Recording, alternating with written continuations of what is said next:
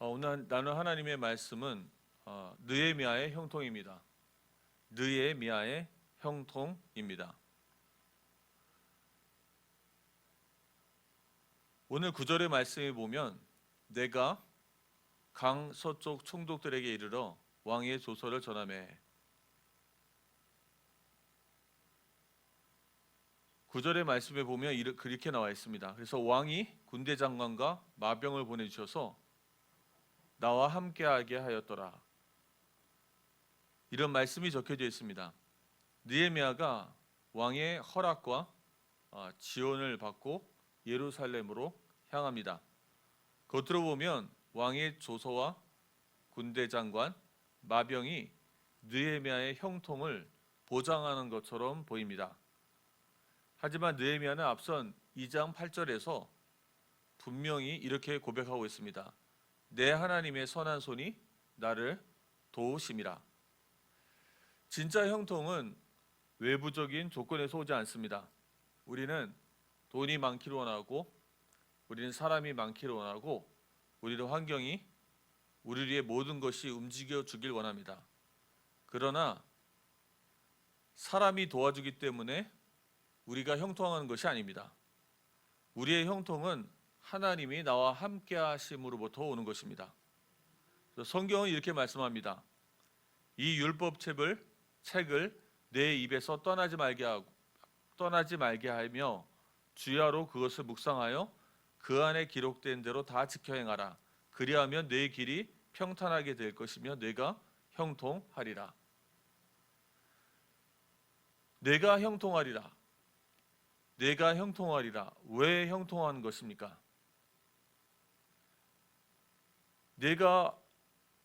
내가 아무 문제가 없다는 뜻이 형통은 아닌 것입니다.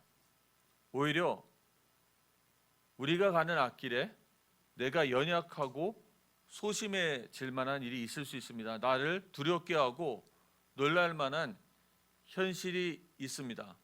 그래서 여호수아서 1장 9절에 보면은 강하고 담대하라.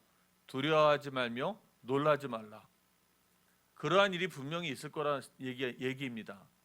그러나 말씀하시기를 내가 어디로 가든지 내 길이 평탄하게 될 것이며 내가 형통하리라. 자, 이런 형통은 우리가 어떻게 얻을 수 있는 것입니까?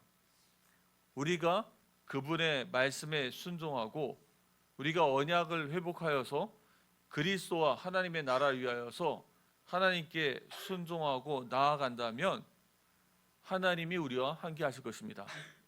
하나님이 약속하신 대로 우리의 울타리가 되어 주실 것입니다. 원수는 우리를 공격할 수 있어도 우리를 해칠 수가 없습니다. 이것이 구약과 모든 성경 속에 나와 있는 분명한 약속이고 그 속에 나와 있는 믿음의 사람들의 사상입니다. 우리는 매우 형통한 삶을 원합니다. 그러나 하나님의 함께 하시고 도우심을 받길 원하신다면 먼저 우리가 그분과 동행해야 하는 것입니다. 우리가 어떤 상황 속에서도 그분과 동행하고 그분의 말씀에 순종한다면 하나님이 우리에게 형통함의 축복을, 승리함의 축복을 주실 줄 믿습니다. 느헤미야는 이 일의 증인인 것입니다. 무너진 예루살렘의 현장을 놓고 느헤미야는 고통스러워하고 애통하며 기도했습니다. 그리고 그것을 가지고 준비했습니다.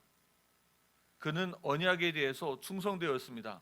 그리스도와 하나님의 나라를 위해서 자신이 가진 부귀와 영화를 다 내려놓고 어려운 길을 믿음으로 선택했습니다.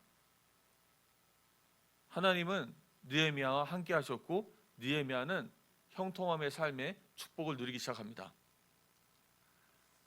사랑하는 성도님들, 우리가 진짜 하나님의 형통하심을 체험하기 원한다면 곧 하나님이 원하시는 복음의 선택, 믿음의 말을 고백하시기 바랍니다. 그렇다면 하나님이 우리와 함께 하시는 그러한 형통의 축복을 우리가 누릴 수 있습니다. 그러나 그렇다고 아까 말씀드린 것처럼 우리의 삶이 모든 것이 순탄한 것은 아닙니다.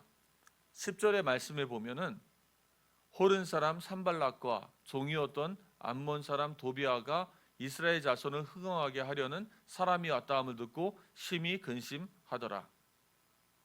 하나님의 일이 시작되면, 우리가 하나님께 순종을 하면 반드시 방해가 따라옵니다. 느헤미야가 예루살렘으로 가는 그 순간부터 대적들은 근심하기 시작합니다. 그들의 근심은 단순히 정치적인 반응이 아닙니다. 그들은 하나님의 일이 회복되는 것, 곧 성벽과 예배와 이스라엘 언약 공동체의 정체성이 세워지는 것을 싫어합니다. 하나님의 언약이 성취되는 것을 막는 것이죠. 그리스도가 왕이 되는 것을, 하나님의 나라가 이루어지는 것을 싫어하는 것입니다. 겉으로는 총독이고 관료이지만 실상은 하나님의 뜻을 반대하는 사람들이었습니다. 우리가 진짜 복음에 순종하고자 하면 이러한 외부적인 어려움이 있을 수가 있습니다. 그러나 이들은 외부의 방해자지만 더 무서운 현실은 내부에 있기도 합니다. 모세가 하나님의 명령을 따라 바로에게 갔을 때 이스라엘 백성은 오히려 모세를 비난했습니다. 출애굽기 5장 22절에 보면 너희가 우리의 행위를 바로의 눈에 미워지게 하여 칼을 그들의 손에 쥐어 우리를 죽이게 하도다. 백성들은 하나님의 말씀보다 눈앞의 고통을 더 크게 받아들였습니다. 요셉의 형들도 요셉을 꿈꾸는 자라고 조롱했습니다. 하나님의 비전을 말하는 사람, 하나님께 순종하고자 하는 사람들은 항상 현실 쪽에서 비웃음을 당하기도 합니다.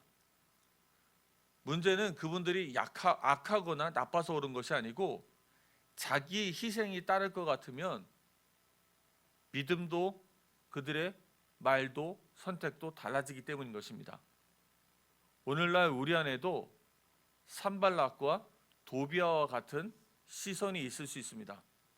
처음에는 아멘 하다가도 막상 내가 손해와 불편이 따라오면 말씀을 대적하게 되는 것입니다. 이렇게 하나님께 순종하면 반드시 반대에 부닥치거나 어려움이 있을 수가 있습니다. 저도 중국에서 사역자 모임을 해서 사역자들끼리 모여서 함께 기도하고 중요한 프로젝트에 대해서 얘기를 하면 그 중에 이제 머리가 빨리 돌아가고 똑똑하신 분들이 꼭 반대 의견을 내놓고 제가 하고자 하는 얘기에 반대를 많이 합니다. 근데 반대하는 이유를 물어보면 아주 논리적인 것을 설명하지만 결국에는 본인이 불편한 것입니다. 느헤미야는 진짜 형통이 무엇인지 그의 삶을 통해서 보여줍니다. 저희가 새벽 기도를 통해서 느헤미야를 쭉 살펴볼 텐데요. 느헤미야는 하나님의 손이 그와 함께 하신 것을 계속 경험하게 됩니다. 여러 방해가 있습니다. 내부에 불신과 방해하는 그런 말들도 많이 있어요. 현실적인 어려움도 있습니다. 그러나 느헤미야는 그 모든 것을 알면서도 물러서지 않습니다. 그는 오히려 순종하고 행동하는 행위를 지속합니다. 진짜 형통은 모든 것이 순전하고 순탄한 것이 아닙니다. 참된 형통은 어려운 현실 속에서도 하나님이 나와 함께 계신다고 믿고 보이지 않는 하나님이 도우심을 체험하는 것입니다.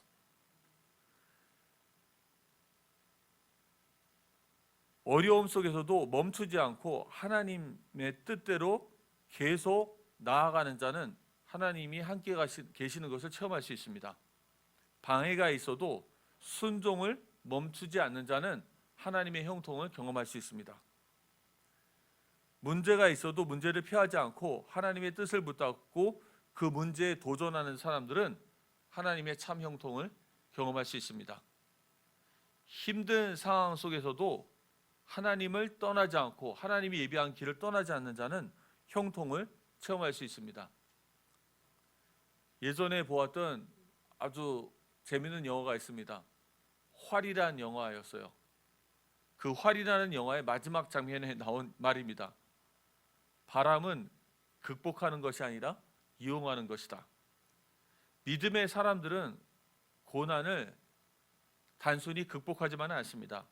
오히려 그 고난을 활용해서 자신을 성장시키며 하나님이 주신 사명을 이루어 갑니다. 하나님은 그러한 사람들을 통해서 일하십니다. 자, 이제는 예손의 1.0 시대를 우리가 마무리하고 예손의 2.0 시대를 향해서 앞으로 나아가야 합니다. 예손의 1.0 시대는 우리가 하나님을 사랑했지만 때로는 말씀보다는 감정과 혈기가 앞설 때도 있었습니다. 그러나 하나님은 그때도 우리에게 은혜의 홍해를 열어주셨습니다. 35주년 이 1.0 시대 동안에 하나님은 많은 목회자를 교회에서 세워주시고 중직자와 후대를 세워주시며 많은 선교지에서 하나님의 역사를 이루어주셨습니다. 이제는 2.0 시대입니다. 말씀으로 다시 우리가 정돈되어지고 믿음으로 재무장되어져야 합니다. 그 은혜가 35주년의 은혜가 이제는 열매를 맺혀지는 시간표에 들어갈 것입니다. 그리고 그 열매를 가지고 다시 열방으로 나아가는 사명자로 부르심을 받는 아주 중요한 시간표입니다. 예손의 모든 성도님들이 한 사람도 빠짐없이 어린아이부터 어른까지 하나님의 말씀에 순종하시기 바랍니다. 저희가 중국에서